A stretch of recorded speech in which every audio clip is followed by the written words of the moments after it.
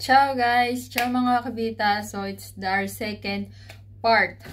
Part 2 ng ating unboxing. So, yan. Gusto ko ipakita sa inyo ang aming pangalawang binili. So, yan. So, ang purpose ng pagbili naman namin ito is para magamit namin siya sa bahay. At, yun nga, meron kasing kailangan kaming i-laminate. Yun. So, may kailangan kaming i-laminate na importante para sa amin. Then, we want it to be keep na maayos. Kaya, naisipan namin talagang bumili na ng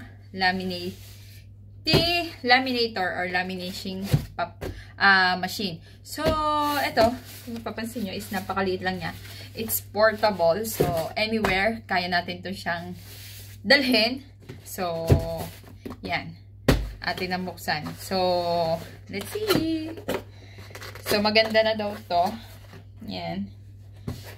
Kasi, dahil dyan, meron kasi siyang kasamang free na laminating paper. Oh, different size siya, oh. Merong maliit, may malaki, at merong A4. A4 size lang yung alam ko dito. So, hindi ko alam yung iba. So, hindi ko lang alam kung ilang piraso. But, anyway, it's good na merong free. Then, they have this manual, the user's manual. So, I think, yan. So, may English, may other language siya. Kaya, ayos na rin. Importante, English, Italian yung meron tayo. Dahil yun ang naiintindihan ng asawa ko. At kahit papano ako. So, at ito na ang ating portable na laminating machine. So, ito. So, meron din siyang kasama pa lang. Di ba pag naglalaminate tayo? Kasi, ito medyo matalas siya yung dulo, di ba? So, meron na rin siyang kasama na cutter. So, sa Amazon natin siya nabili. Magkakasama na sila all-in-one. So, papakita ko naman sa inyo ang aming laminator. So, ito na siya. Napakagaan. Yan, napakaliit. Cute lang siya. Cute size. Dito sa laminating machine, so makikita nyo na dito yung on and off. Then, dito mo makikita yung size ng laminating paper na gagamitin mo. So, they have the A4. So, maybe this is the A5. Yung mas maliit. Yan. And then, I'm not sure the other one. So, yan. And then, this is the ruler. Yan. So, dito, ipapasok mo na siguro yung paper, yung na-laminate.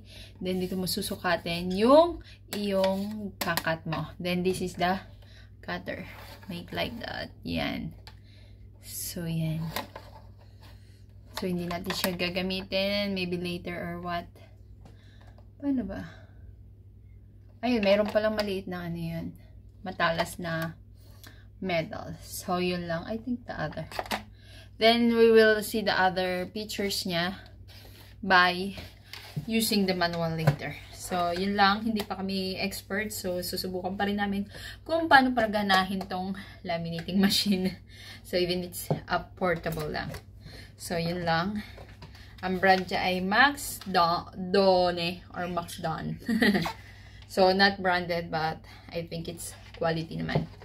So, yun lamang. Thank you for watching. Ciao, ciao, guys!